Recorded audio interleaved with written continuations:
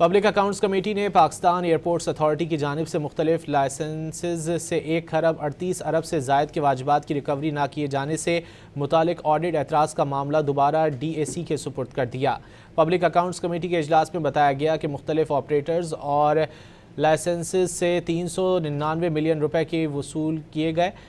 Secretary دفاع معین عامر پیرزادہ نے کہا کہ کل رقم کا 99% ڈیفالٹر پی آئی اے ہے۔ پی آئی اے پہلے ہی اتنی خسارے میں تھی، وہ یہ دے ہی نہیں سکتی تھی، باقی کچھ رقم ریکور کر لی۔ کمیٹی نے معاملہ دوبارہ ڈی اے سی کے سپرد کر دیا۔ پبلک اکاؤنٹس کمیٹی نے پاکستان ایئرپورٹس اتھارٹی کی جانب سے مختلف لائسنسز سے 1.38 ارب سے زائد کے واجبات کی ریکوری نہ کیے جانے سے متعلق آڈٹ اعتراض کا معاملہ دوبارہ ڈی اے سی کے سپرد کر دیا۔ پبلک اکاؤنٹس کمیٹی کے اجلاس میں بتایا گیا کہ مختلف آپریٹرز اور لائسنسز سے 399 ملین روپے کے وصول کیے گئے۔